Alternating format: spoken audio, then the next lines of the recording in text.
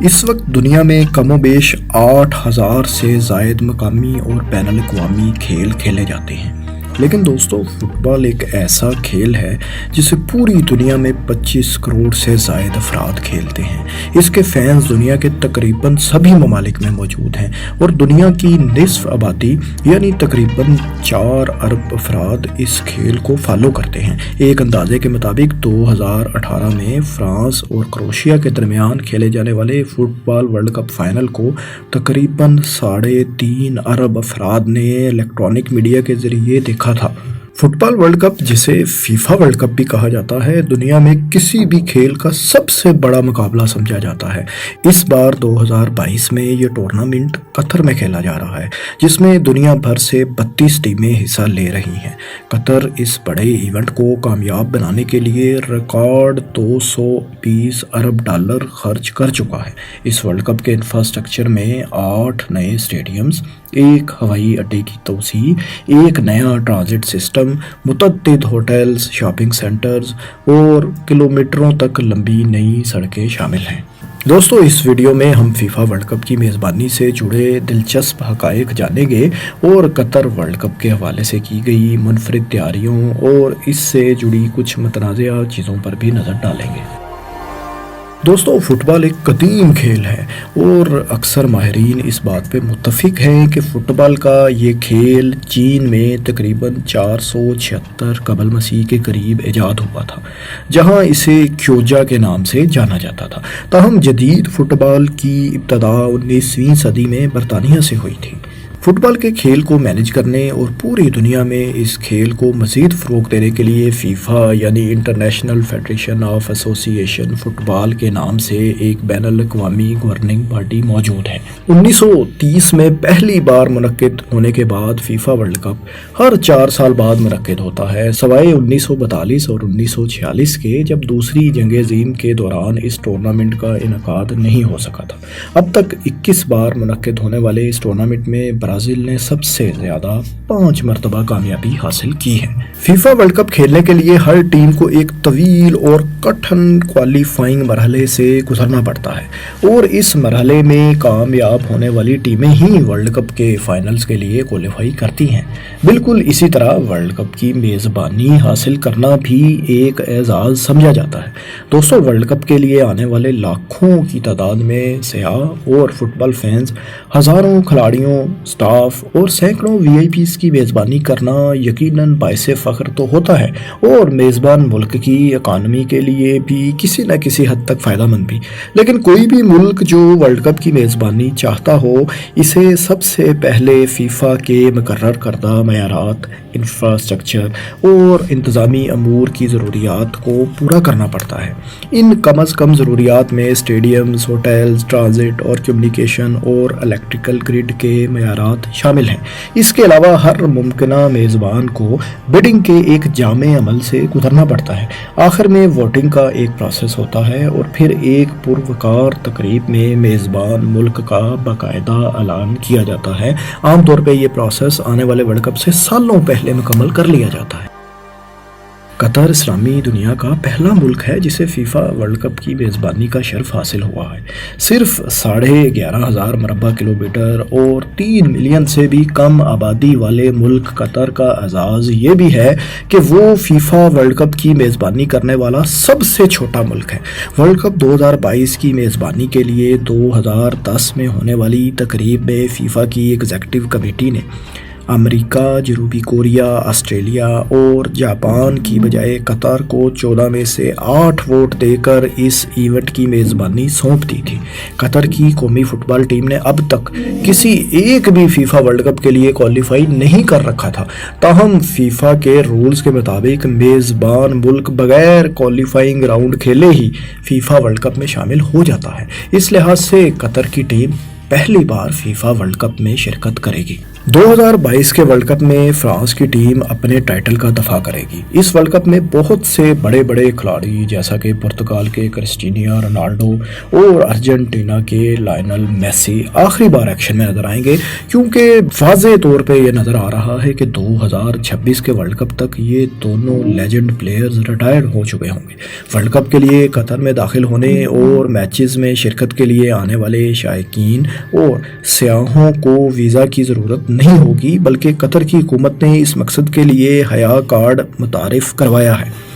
حیا کارڈ حاصل کرنے والے شائقین اور افراد 23 جنوری 2023 تک قطر میں اسٹے کر سکیں گے۔ دوستو، کیونکہ یہ اسلامی دنیا میں منعقد ہونے والا پہلا ورلڈ کپ ہے، اس لیے دوسرے ممالک سے آئے شائقین کے ذہنوں میں الکوہل کی دستیابی اور اس کے استعمال کے حوالے سے خدشات ہیں۔ قطر میں عام طور پر شراب آسانی سے دستیاب نہیں ہوتی، لیکن اس کے باوجود منتظمین نے اس بات کی تصدیق کی ہے کہ اس ٹورنامنٹ کے دوران شائقین کو اس قسم کے مشروبات اسٹیڈیمز کے اندر منتخب جگہوں پر مہیا کیے جائیں گے۔ اس کے علاوہ لائسنس یافتہ ہوٹلز اور بارز میں بھی الکوہلک ڈرنکس دستیاب ہوں گی۔ دوستو، 2022 کے فیفا ورلڈ کپ کے جہاں اتنے منفرد اور دلچسپ پہلو ہیں، وہاں یہ ورلڈ کپ تنازعات میں بھی گھرا ہوا ہے۔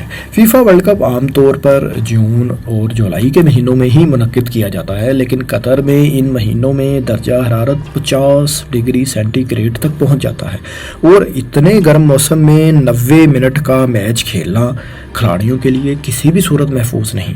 لہٰذا فیفا کی جانب سے قطر میں ہونے والے اس ٹورنامنٹ کو موسم سرما میں منعقد کرانے کا فیصلہ کیا گیا تھا۔ اس کی وجہ سے بہت سے ممالک کے کلب فٹ بال سیزنز میں بھی خلل آئے گا۔ اس فیصلے کے بعد مختلف حلقوں کی جانب سے فیفا انتظامیہ کو سخت تنقید کا نشانہ بنایا گیا تھا۔ 2010 میں فٹ بال کی میزبانی کے اس اعلان کے فوراً بعد یہ الزامات بھی عائد کیے گئے تھے کہ قطر میں ورلڈ کپ کے انعقاد کے لیے فیفا حکام کو رشوت دی گئی ہے۔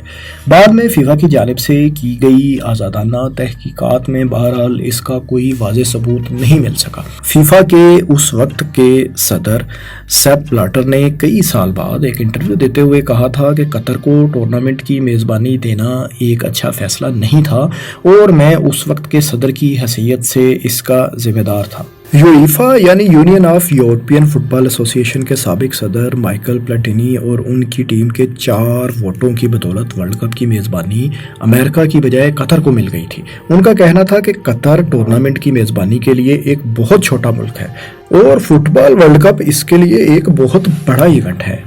اس کے علاوہ قطر کی حکومت کو ان نئے پروجیکٹس پر کام کرنے کے لیے 30,000 غیر ملکی مزدوروں کے ساتھ روا رکھے جانے والے سلوک کی وجہ سے بھی سخت تنقید کا نشانہ بنایا جاتا رہا ہے۔ 2016 میں انسانی حقوق کی تنظیم ایمنسٹی انٹرنیشنل نے قطر پر جبری مشقت کا الزام بھی عائد کیا تھا۔ ان الزامات کے مطابق بہت سے ملازمین ناقص رہائش میں رہائش پذیر تھے، ان کو مناسب تنخواہیں بھی ادا نہیں کی جا رہی تھیں، جبکہ ان کے پاسپورٹ بھی ضبط کر لیے گئے تھے۔ 2017 سے حکومت نے غیر ملکی مزدوروں کو ضرورت سے زیادہ گرمی میں کام کرنے سے بچانے اور ان کے کام کے اوقات کو محدود کرنے اور رہائشی کیمپوں میں حالات کو بہتر بنانے کے لیے اقدامات متعارف بہرحال کرائے تھے۔ ایک برطانوی اخبار کے مطابق ورلڈ کپ کی تعمیرات کے دوران قطر میں انڈیا، پاکستان، نیپال، بنگلہ دیش اور سری لنکا سے تعلق رکھنے والے 6,500 ملازمین کی اموات ہو چکی ہیں۔ تاہم قطر کا کہنا ہے کہ 2014 سے 20 کے دوران ورلڈ کپ سٹیڈیمز پر کام کرنے والے 37 مزدوروں کی اموات ہوئی ہیں، اور ان میں سے بھی 34 اموات کام کے دوران نہیں ہوئی۔ بہرحال دوستو، ہر بڑے ٹورنامنٹ یا ایونٹ میں تنازعات تو لازمی جنم لیتے ہیں، اور میزبان کی طرف سے ان کا دفاع بھی کیا جاتا ہے۔ دوستو، میزبان ممالک کی جانب سے ورلڈ کپ کی بھرپور انداز میں تیاریاں اور اس مناسبت سے نئے انفراسٹرکچر کی تعمیر تو ہمیشہ سے ہوتی رہی ہے۔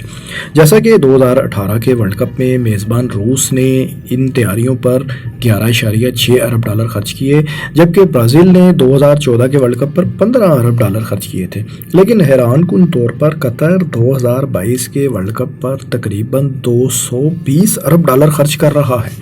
عام طور پر اسٹیڈیمز کی تعمیر یا ان کی اپ گریڈیشن سے وابستہ اخراجات ہی ورلڈ کپ کے مجموعی اخراجات کا ایک بڑا حصہ ہوتے ہیں، لیکن قطر میں اسٹیڈیمز کے اخراجات ایک اندازے کے مطابق تقریباً $10 ارب کے قریب ہیں، جبکہ باقی $210 ارب جدید ترین انفراسٹرکچر کی تعمیر پر خرچ ہو رہے ہیں، جو بالواسطہ طور پر قطر نیشنل ویژن 2030 کے منصوبے کا حصہ ہیں، جس کا مقصد قطر کو ایک جدید اور ترقی یافتہ ملک بنانا اور اپنے لوگوں کے لیے اعلیٰ معیار زندگی فراہم کرنا ہے۔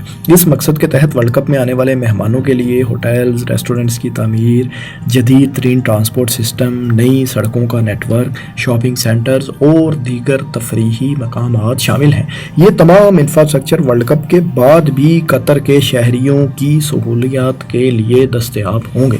قطر نے اس ورلڈ کپ کے لیے 8 اسٹیڈیمز تیار کیے ہیں۔ گرمی سے بچنے کے لیے ہر اسٹیڈیم میں جدید ایئر کنڈیشنڈ سسٹم موجود ہے جو اسٹیڈیم کا درجہ حرارت 27 ڈگری سینٹی گریڈ پر قائم رکھے گا۔ دلچسپ بات یہ ہے کہ ہر اسٹیڈیم کا ڈیزائن عرب ورثے کے کسی منفرد پہلو کی عکاسی کرتا ہے۔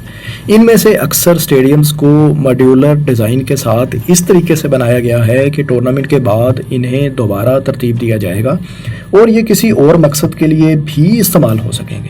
ٹورنامنٹ کے بعد تقریباً 1,70,000 نشستیں ان اسٹیڈیم سے الگ کی جائیں گی اور ترقی پذیر ممالک کو ان کے کھیلوں کے بنیادی ڈھانچے کی ترقی میں مدد کے لیے فراہم کر دی جائیں گی۔ آئیے دوستو ان تمام اسٹیڈیمز کے منفرد ڈیزائنز پر ایک مختصر نظر ڈالتے ہیں۔ لوسیل اسٹیڈیم قطر کا سب سے بڑا اسٹیڈیم ہے جس میں ورلڈ کپ کے فائنل کے علاوہ باقی اہم میچز بھی کھیلے جائیں گے۔ اس اسٹیڈیم میں 80,000 شائقین کے بیٹھنے کی گنجائش ہے۔ اس اسٹیڈیم کو عرب کی روایتی فنار لالٹین کی روشنی اور سائے کے مطابق ڈیزائن کیا گیا ہے۔ اسٹیڈیم کی شکل اور ڈیزائن اسلامی تہذیب کے عروج کے دوران تمام عرب اور اسلامی دنیا میں پائے جانے والے ہاتھ سے تیار کردہ برتنوں، پیالوں اور آرٹ کے فن پاروں کی عکاسی کرتا ہے۔ قطر کے دوسرے بڑے اسٹیڈیم البید اسٹیڈیم میں 60,000 افراد کے بیٹھنے کی گنجائش ہے۔ اس میں ٹورنامنٹ کی افتتاحی تقریب منعقد کی جائے گی۔ البید اسٹیڈیم عرب کے روایتی خیمے بیت الشعر کے ڈیزائن کے مطابق تیار کیا گیا ہے۔ یہ خیمے تاریخی طور پر قطر کے خانہ بدوش لوگ استعمال کیا کرتے تھے۔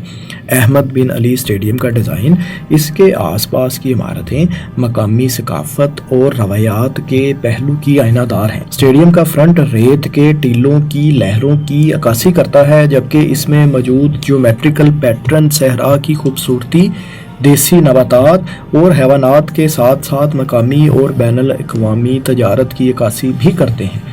الجنوب اسٹیڈیم جنوبی شہر الوقرہ میں واقع ہے، جو قطر کے سب سے قدیم اور مسلسل آباد رہنے والے علاقوں میں سے ایک ہے۔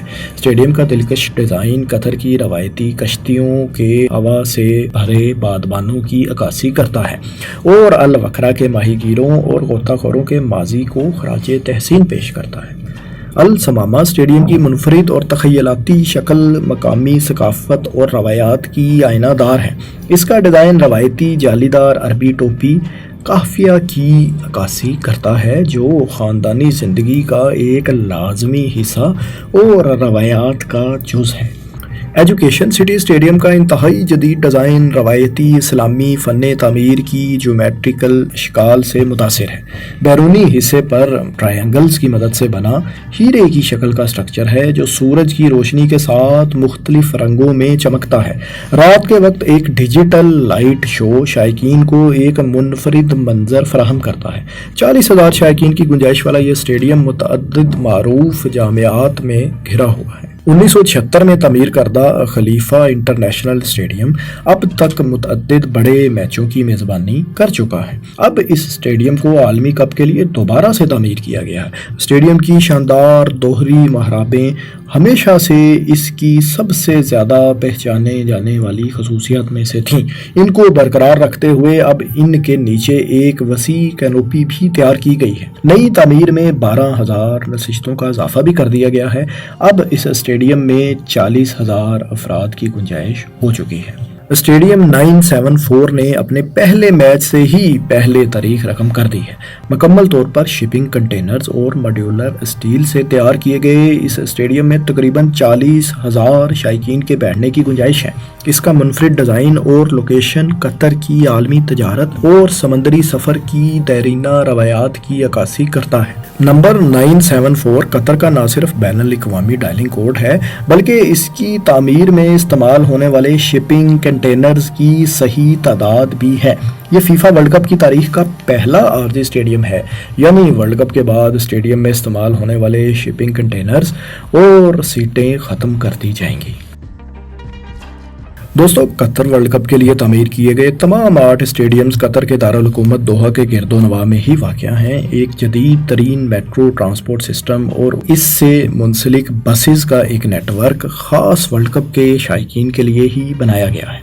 इस ट्रांसपोर्ट सिस्टम के ज़रिए तमाम स्टेडियम्स तक रसाई इंतहाई आसान हो गई है और शायकीन कम तरीन वक्त में एक स्टेडियम से दूसरे तक पहुँच सकते हैं और एक ही दिन में मुनक्किद होने वाले तमाम मुकाबले भी बआसानी देख सकते हैं। मज़ीद ये कि शायकीन की सहूलत और तफरीह के लिए हर स्टेडियम के गिरदोरवा में होटल्स, रेस्टोरेंट, शॉपिंग सेंटर्स भी तामीर किए गए हैं। इसके अलावा सऊदी अरब, दुबई और अम्मान ने सिर्फ इस फीफा वर्ल्ड कप के शुरका के लिए एक नया मल्टी एंट्री टूरिस्ट वीज़ा भी जारी किया है। इसके तहत हया कार्ड होल्डर सऊदी अरब और अम्मान में 60 दिन और दुबई में 90 दिन तक क़याम कर सकेंगे और इसके लिए कतर में पहले से दाखिले की ज़रूरत भी नहीं होगी।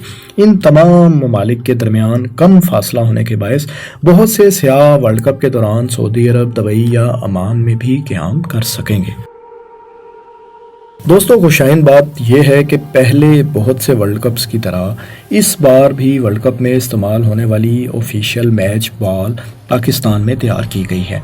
इस गेंद को अल रेहला का नाम दिया गया है, जिसका मतलब है सफ़र। इसे सियालकोट की एक कंपनी फॉरवर्ड स्पोर्ट्स के ज़रिए एडिडास ने तैयार किया है।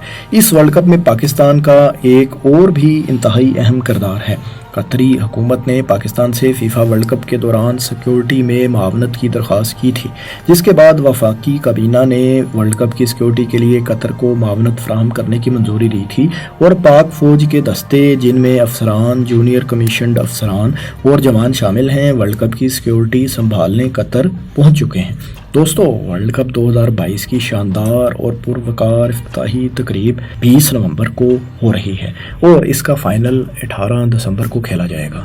आप हमें ये बताएं कि इस वर्ल्ड कप में आप किस टीम को सपोर्ट कर रहे हैं और इस तरह की मज़ीद दिलचस्प और मालूमाती वीडियोस देखने के लिए हमारे चैनल को सब्सक्राइब ज़रूर कर लें।